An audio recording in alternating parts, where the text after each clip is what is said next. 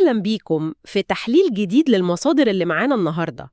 عندنا كذا مقالة وبحث وفيديوهات كمان، وكلهم بيدوروا حوالين سؤال مهم يعني بيشغل بال ناس كتير قوي. استثماراتنا النهاردة قيمتها هتكون كام في المستقبل؟ تمام. سواء بقى بنحوش لهدف معين أو بنحاول نفهم الحاجات المالية اللي بنسمع عنها دي، أو حتى يعني مجرد فضول نعرف فلوسنا دي ممكن تكبر إزاي. السؤال ده فعلا أساسي في أي تخطيط مالي. هو مرتبط بشكل مباشر بمفهوم القيمة المستقبلية أو اللي بيقولوا عليه الفيوتشر فاليو. المصادر اللي معانا دي هتساعدنا نفهم المفهوم ده أكتر، من أول فكرة القيمة الزمنية للفلوس لحد إزاي نحسبها عمليا بأدوات زي إكسل مثلا. وكمان نشوف تطبيقاتها على أرض الواقع زي في تقييم أداء صناديق الاستثمار هنا في مصر. بالظبط كده. ومهمتنا هنا إننا نبسط الأفكار دي ونطلع بالخلاصة المفيدة من كل المصادر عشان نوصل لفهم عملي لكيفية نمو الاستثمارات مع الوقت. مستعدين نبدأ؟ يلا بينا. طيب خلينا نبدأ من الأول خالص. يعني إيه أصلاً قيمة مستقبلية؟ ببساطة شديدة، القيمة المستقبلية دي هي القيمة اللي مبلغ معين، أي مبلغ، ممكن يوصل لها في طريق جاي في المستقبل. تمام. لو تم استثماره بمعدل عائد معين. الفكرة الأساسية زي ما المصادر الأكاديمية وفيديو الأستاذ محمد العسال وضحوا إن الجنيه بتاع النهاردة قيمته مش زي جنيه بكرة. صح. قيمته بتتغير، ممكن بسبب التضخم أو بسبب فرصة استثماره نفسها وتحقيق عائد عليه. فالقيمة المستقبلية بتحسب لنا النمو المتوقع ده. وهنا بقى بتيجي النقطة اللي فعلاً بتفرق قوي في حجم النمو ده مع الوقت. أقصد الفرق بين الفايدة البسيطة والفايدة المركبة. بالظبط. المصادر اللي معانا خصوصاً المقال بتاع إيتورو والنص الأكاديمي بيركزوا قوي على الحتة دي. فعلاً. الفايدة البسيطة دي حسابها سهل ومباشر، بتتحسب دايماً على أصل المبلغ اللي بدأنا بيه. يعني لو استثمرت 1000 جنيه بفايدة بسيطة 10% كل سنة، هتاخد 100 جنيه كل سنة، وشكراً على كده. ثابتة يعني. ثابتة. لكن الفايدة المركبة هي دي بقى اللي فيها السحر كله. فكرتها إن الفايدة اللي بتكسبها كل فترة مش بتاخدها كده وخلاص، لأ، دي بترجع تضاف على أصل المبلغ. بتتركب عليها. بالظبط. والفترة اللي بعدها بتاخد فايدة على المبلغ الجديد الأكبر ده اللي هو الأصل، زي الفايدة اللي اتضافت. وده اللي بيسموه تأثير كرة التلج أو الكومباوندنج إفكت. أنا فاكرة مقال إيتورو كان فيه مثال بصراحة يخلي الواحد يقف عنده شوية. مثال قوي جدا. تخيلي لو حد بيستثمر $100 بس كل شهر بفايدة سنوية مركبة 10%، بعد 20 سنة هيكون حط من جيبه $24,000. تمام. بس عارفة حسابه هيكون فيه كام؟ تقريباً $76,600. يعني كسب أكتر من $52,000 فوايد مركبة. وده اللي مدهش أكتر بقى، لو نفس الشخص ده كمل بنفس الشروط دي لمدة 40 سنة، مش بس 20. يا خبر. هيكون دفع من جيبه $48,000، لكن الفوائد المركبة لوحدها بتتكلمي في حوالي $590,000. الإجمالي كله ممكن يعدي $630,000. لا الأرقام دي مش منطقية. فعلا. هي دي قوة التركيب مع الوقت. عامل الوقت ده بيفرق بشكل مش طبيعي. طب إيه العوامل التانية اللي بتساعد كرة التلج دي تكبر أسرع؟ يعني غير الوقت اللي هو واضح إنه أهم حاجة.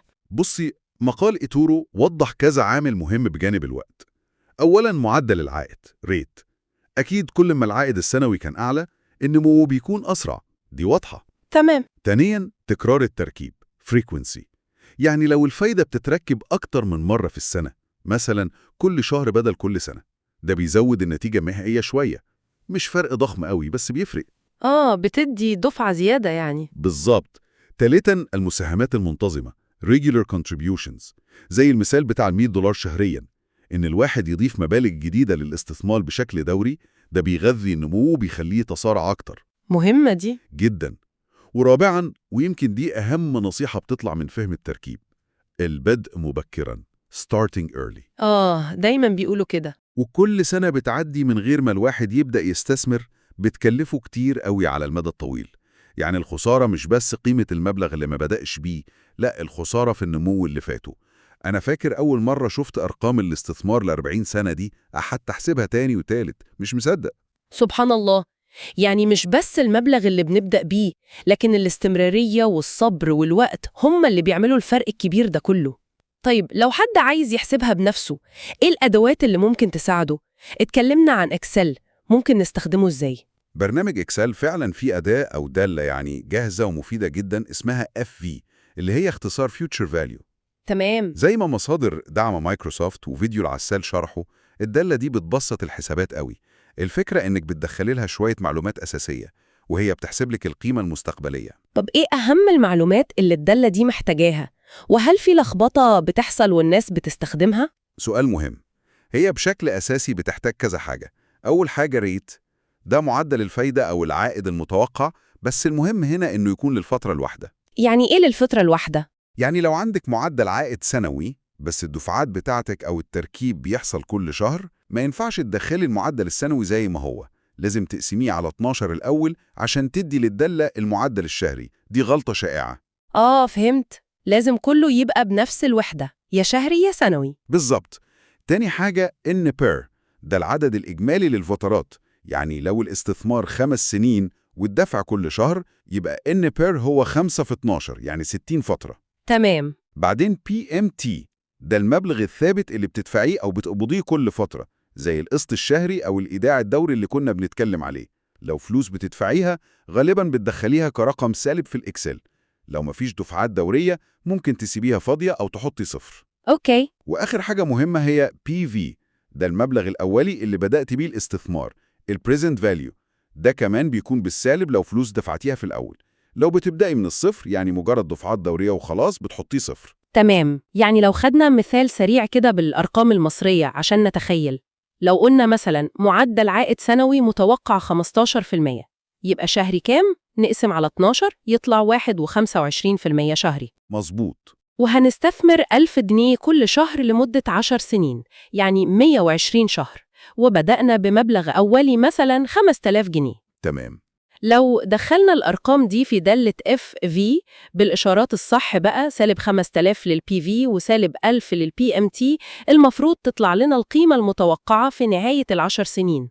بصراحة كده العملية بقت أسهل بكتير من زمان والحسابات اليدوية المعقدة. جدا. وبجانب إكسل في كمان تطبيقات على الموبايل بتعمل نفس الحاجة، وممكن تكون أسهل لبعض الناس. المصادر أشارت لتطبيق زي Investment Calculator على جوجل بلاي. شفته ده. اللطيف في التطبيقات دي أحياناً إنها مش بس بتحسب القيمة المستقبلية، لأ، بتقدم حاسبات تانية مرتبطة بنفس الفكرة. زي إيه مثلا؟ يعني ممكن تلاقي فيها حاسبة تانية تقولك طيب لو أنا عايز أوصل لمليون جنيه بعد 20 سنة وعندي مبلغ كذا دلوقتي، المفروض أستثمر كام كل شهر؟ بتحسبها بالعكس يعني. بالظبط. أو حاسبة تالتة تقولك لو هدفك كذا ومبلغك الأولي كذا وبتدفع شهري كذا، يبقى محتاج تدور على استثمار يجيب لك عائد سنوي كام في المية عشان توصل لهدفك ده. حلو قوي ده. أو حتى حاسبة تقولك بالمعطيات بتاعتك دي المبلغ الأولي والمساهمة الشهرية والعائد المتوقع هتاخد وقت قد إيه، كام سنة وكام شهر عشان توصل لهدفك المالي. دي مفيدة قوي في التخطيط بقى لأهداف زي التقاعد أو شراء بيت أو كده، الواحد يقدر يجرب سيناريوهات مختلفة. تماماً. بتساعد تستكشفي الخيارات. بس طبعا مهم قوي نفتكر إن دي كلها في الآخر تقديرات، صح؟ يعني مبنية على افتراضات زي إن معدل العائد هيفضل ثابت طول المدة، والواقع ممكن يبقى فيه مفاجآت. أكيد. والتطبيقات دي نفسها لازم يكون فيها حتة إخلاء مسؤولية بتقول إنها للأغراض التعليمية والمعلوماتية بس، مش نصيحة استثمارية رسمية. نقطة مهمة جدا. التقديرات دي حلوة قوي للتخطيط ورسم صورة عامة، لكن القرار الاستثماري الفعلي محتاج دراسة أعمق ويمكن استشارة متخصص كمان لو الواحد مش متأكد. وفي عامل تاني خطير لازم ناخده في الاعتبار، ومصدر زي فيديو الأستاذ محمد العسال أكد عليه: التضخم. التضخم ده اللي بيسموه العدو الخفي للمدخرات والاستثمارات. إزاي بقى بيأثر على حساباتنا دي؟ ببساطة شديدة، التضخم بيقلل القوة الشرائية بتاعت فلوسك مع الوقت. يعني ممكن فلوسك تزيد كعدد، لكن قيمتها الحقيقية اللي بتقدر تشتري بيها حاجات بتقل. إزاي؟ يعني لو استثمارك جاب عائد 10% في السنة بس الأسعار في البلد زادت، يعني التضخم كان 15% مثلا في نفس السنة، يبقى أنت صحيح فلوسك زادت 10% كأرقام، لكن قدرتها على الشراء قلت. العائد الحقيقي بتاعك يبقى سالب 5% في الحالة دي. ياه، يعني ممكن أكون فاكرة نفسي بكسب وأنا أصلاً بخسر قيمة؟ وارد جدا لو العائد أقل من التضخم، عشان كده دايما مهم نقارن العائد المتوقع من أي استثمار بمعدل التضخم المتوقع أو السائد عشان نعرف إذا كنا بنكسب بجد ولا لأ. ده اللي بيسموه العائد الحقيقي real return. نقطة جوهرية فعلا ومحتاجة تركيز، وده يمكن ينقلنا لمستوى أعمق شوية في تقييم الاستثمارات نفسها بقى، مش مجرد حسابات نمو. المصادر الأكاديمية اللي كانت معانا أشارت لمفاهيم زي صافي القيمة الحالية NPV ومعدل العائد الداخلي IRR. ممكن نبسط المفاهيم دي شوية للي بيسمعنا؟ أكيد. بصي، خلينا الأول نقول إن المفهومين دول بيعتمدوا على فكرة عكس القيمة المستقبلية، وهي القيمة الحالية present value PV. اللي هي قيمة فلوس المستقبل النهاردة؟ بالظبط كده. الفلوس اللي متوقع تجيلك في المستقبل دي تساوي كام بقيمة فلوس النهاردة؟ طيب، نيجي لصافي القيمة الحالية net present value NPV. فكرته يعني بسيطة قوي في جوهرها. بنحسب القيمة الحالية لكل الفلوس اللي متوقع تدخل لنا من مشروع أو استثمار معين في المستقبل، كل الدفعات اللي جاية. تمام. وبعدين نطرح منها تكلفة الاستثمار اللي دفعناها النهاردة في الأول خالص. لو الناتج اللي هو ال MPV طلع رقم موجب، ده مؤشر كويس إن الاستثمار ده غالباً مربح وبيغطي تكلفة الفرصة البديلة لفلوسنا. كأنك بتسألي، هل الاستثمار ده هيخليني أغنى بفلوس النهاردة؟ لو ال MPV موجب يبقى غالباً أوكي، منطقي. طب والتاني ال IRR؟ معدل العائد الداخلي internal rate of return IRR ده بيمثل ممكن نقول معدل العائد الفعلي اللي الاستثمار نفسه بيحققه. هو عبارة عن معدل الخصم discount rate اللي لو استخدمناه عشان نحسب ال NPV هيطلع ال MPV بصفر بالظبط. طب بستفيد منه إزاي؟ بنقارن ال IRR ده بمعدل العائد اللي احنا عايزينه، أو اللي بنسميه معدل العائد المطلوب required rate of return، أو حتى بتكلفة التمويل لو واخدين قرض للمشروع. لو ال IRR طلع أعلى من المعدل المطلوب ده، يبقى الاستثمار ده شكله جذاب وممكن ننفذه. فهمت. يعني دي أدوات بتساعد أكتر الشركات والمستثمرين الكبار ياخدوا قرارات بخصوص المشاريع والاستثمارات الضخمة، وبتاخد في اعتبارها القيمة الزمنية للفلوس وتكلفتها. تماماً. وهي بتنقلنا من مجرد حساب القيمة المستقبلية لمبلغ واحد لتقييم تدفقات نقدية كاملة ممكن تكون متغيرة على مدار عمر الاستثمار كله. طيب، كلام جميل. خلينا ننزل بقى الأرض الواقع أكتر. الكلام النظري ده بنشوفه إزاي في السوق المصري. المصادر اللي كانت معانا عن صناديق الاستثمار في مصر ل 2024 و 2025 بتدينا فكرة كويسة عن التطبيق ده. صناديق الاستثمار فعلا مثال عملي ممتاز جدا. فكرتها ببساطة إنها زي وعاء كده بيجمع فلوس من مستثمرين كتير، ومدير استثمار متخصص ومحترف هو اللي بيتولى استثمار الفلوس دي كلها في مجموعة متنوعة من الأصول. زي إيه الأصول دي؟ ممكن تكون أسهم في البورصة، سندات، أو ذون خزانة، ذهب، عقارات، أو مزيج منهم. ده بيختلف حسب نوع الصندوق واستراتيجيته. والميزتين المهمين اللي الصناديق بتقدمهم لأي مستثمر، خصوصاً المبتدئ أو اللي وقته ضيق: أولاً التنويع، يعني فلوسك متوزعة على حاجات كتير فالمخاطرة بتقل. وثانياً الإدارة المحترفة اللي فاهمة السوق. والمصادر اللي شفناها عرضت أداء بعض الصناديق دي في النص الأول من 2025، والأداء بصراحة كان ملفت للنظر. يعني مثلا صناديق الأسهم كمتوسط أداء تفوقت على أداء مؤشر البورصة الرئيسي EGX30. دي كانت ملحوظة مهمة. يعني المؤشر نفسه عمل حوالي 10.3% في الفترة دي، لكن لقينا صناديق زي صندوق البنك الأهلي الكويتي مصر عامل حوالي 20.9%، وصندوق بنك مصر عامل 20.6%. ده فرق كبير بصراحة. صحيح، التفوق ده ممكن يكون له أسباب كتير. أحياناً في الأسواق الناشئة زي مصر ممكن المدير المحترف يقدر يلقط فرص في أسهم معينة أو قطاعات واعدة مش ظاهرة قوي في المؤشر العام. ده بيخلي فكرة الإدارة النشطة active management اللي هو بيعملها ليها قيمة، مش مجرد إن الواحد يشتري المؤشر وخلاص زي ما بيحصل في أسواق تانية ممكن تكون أكتر كفاءة. فعلاً. وحتى صناديق الذهب كان أدائها قوي جداً وقريب قوي من نسبة ارتفاع سعر الذهب نفسه في السوق. صندوق سبايك بتاع بيلتون مثلاً عمل حوالي 24.8%. وصندوق ذهب بتاع الأهلي للاستثمارات حوالي 23.4%، وإيزي جولد بتاع أزيموت حوالي 21.6%.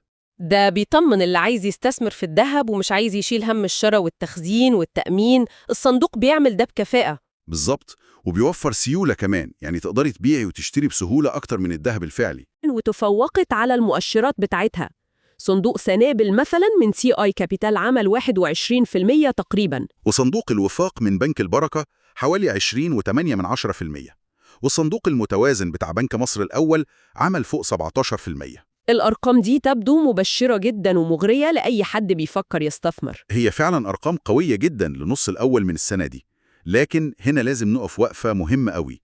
وزي ما مقالات زي أفضل صناديق الاستثمار في مصر 2024 أكدت عليها، الأداء اللي فات ده حتى لو كان ممتاز مش أي ضمان خالص للمستقبل.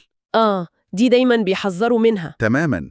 واختيار الصندوق المناسب ده محتاج نبص على الصورة كاملة، مش بس على آخر رقم أداء منشور. أولا الأداء التاريخي، يعني نبص على أداء الصندوق ده على مدى أطول شوية، مثلا آخر 3 سنين أو 5 سنين، مش بس آخر 6 شهور، عشان نشوف هل الأداء ده مستمر ولا كانت مجرد فترة كويسة وخلاص. تمام. ثانيا، ودي نقطة يمكن أهم من الأداء نفسه، المصاريف والرسوم. الصناديق دي بتاخد رسوم إدارية ومصاريف تانية ممكن تكون نسبة من استثمارك كل سنة، والنسبة دي ممكن تاكل جزء كبير من العائد بتاعك على المدى الطويل. يعني ممكن صندوق يجيب عائد أعلى بس مصاريفه أعلى، فيبقى الصافي أقل من صندوق تاني عائده أقل بس مصاريفه أقل؟ وارد جدا. عشان كده لازم الواحد يعرف الرسوم دي كام بالظبط، ويقارنها كويس بين الصناديق المختلفة.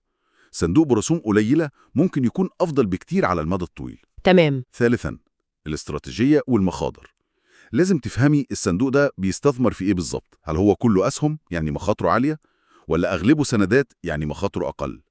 هل استراتيجيته دي ماشية مع أهدافك أنت وقدرتك على تحمل المخاطرة؟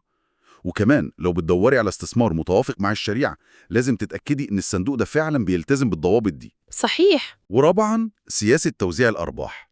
هل الصندوق ده بيوزع الأرباح بشكل دوري، ولا بيعيد استثمار الأرباح دي تاني عشان ينمي رأس المال أكتر؟ ده بيفرق حسب لو المستثمر محتاج دخل دوري من استثماره، ولا هدفه النمو على المدى الطويل. يعني الموضوع فعلا مش مجرد سباق أرقام وخلاص، محتاج فهم ودراسة عشان الواحد يختار الأنسب ليه هو شخصياً. بالظبط كده. الموضوع محتاج شوية مجهود في البحث والمقارنة. طيب، وأخيراً، بعد كل الحسابات والتقييمات دي، مهم كمان إننا نقدر نشوف الصورة الكبيرة، نشوف تطور قيمة استثماراتنا دي مع الوقت بشكل سهل. وهنا بتيجي أهمية أدوات تصور البيانات، صح؟ تماماً. مصدر الأستاذ محمد مبارك عن الرسم البياني الخطي لاين شارت كان بيوضح النقطة دي. إزاي النوع ده من الرسوم البيانية ممكن يساعدنا نشوف الاتجاه العام ترند لقيمة الاستثمار بتاعنا بسهولة. هل هو طالع، نازل، ولا ماشي بالعرض؟ يعني بدل ما أبص على جدول أرقام طويل، أشوف خط بياني يوضح لي القصة. بالظبط. وهل في أنماط معينة بتتكرر في حركة الاستثمار ده نقدر نلاحظها ونستفيد منها في فهم سلوكه؟ الرسم البياني بيحول الأرقام المجردة لصورة بصرية أسهل بكتير في الفهم والاستيعاب. وبيساعد أكيد على اتخاذ قرارات أفضل بخصوص الاستثمار ده. أكيد بيساعدك تتابعي أداء استثمارك وتفهمي إيه اللي بيحصل فيه على مدار الزمن. كده رحلتنا في المصادر دي يعني وضحت لنا حاجات كتير قوي. فكرة حساب القيمة المستقبلية دي مش مجرد معادلة رياضية بنطبقها وخلاص، لا، دي طريقة تفكير وأداة أساسية عشان نفهم فلوسنا ممكن تروح فين ونخطط لمستقبلنا المالي بشكل أفضل. تمام. وشفنا أدوات عملية زي إكسل وتطبيقات الموبايل إزاي ممكن تساعدنا في الحسابات دي وتخليها سهلة ومتاحة للكل تقريباً. وأكدنا مرة تانية وتالتة على القوة الخرافية للفايدة المركبة، وإن أهم حاجة عشان نستفيد منها هي الصبر والاستمرارية، وإن الواحد يبدأ بدري على قد ما يقدر. فعلاً. وشفنا كمان إن تقييم أي فرصة استثمارية سواء كانت صندوق استثمار أو أي حاجة تانية محتاج نظرة أعمق بكتير من مجرد العائد المعلن. لازم نشوف العائد الحقيقي بعد خصم التضخم، ونشوف المصاريف والرسوم شكلها إيه، ونفهم درجة المخاطرة والاستراتيجية المتبعة. وإن التنويع اللي بتوفره أدوات زي الصناديق ممكن يكون حل كويس جداً لتقليل المخاطر دي للي مش عايز يوجع دماغه بالاختيارات الكتير. بالظبط. ويمكن في سؤال أخير كده نسيبه للتفكير بعد كل اللي اتناقشنا فيه ده. لو حاولنا نطبق المفهوم ده بالعكس، يعني بدل ما بنحسب القيمة المستقبلية لفلوسنا النهاردة، نحاول نحسب القيمة الحالية لأهدافنا المستقبلية الكبيرة. تقصدي إيه؟ يعني مثلاً مصاريف التقاعد اللي هحتاجها كمان 20 أو 30 سنة، أو تمن بيت الأحلام اللي نفسي أشتريه، أو حتى مصاريف تعليم الأولاد لما يكبروا. لو عرفنا تكلفة الأهداف دي كلها بفلوس النهاردة بعد ما ناخد في اعتبارنا التضخم المتوقع، هل ده ممكن يغير طريقة تعاملنا مع فلوسنا وقراراتنا المالية دلوقتي؟ سؤال عميق فعلا ويستدعي التفكير. يعني هل لو عرفت إن هدف التقاعد بتاعي اللي شايفه بعيد ده يكلفني كام بقيمة جنيهات النهاردة، هل ده هيخليني أبدأ أحوش له بجدية أكتر من دلوقتي؟ ممكن جدا. يمكن يخلي الأهداف دي تبان أقرب وأكثر واقعية ويحفزنا أكتر. سؤال يستحق نفكر فيه كلنا. فعلا، نقطة ممتازة نختم بيها. شكرا جدا لوقتك ولكل الإضافات القيمة دي. الشكر ليكي. وشكرا لكل اللي بيسمعونا، ونتقابل قريب إن شاء الله في تحليل جديد لمصادر تانية. مع السلامة.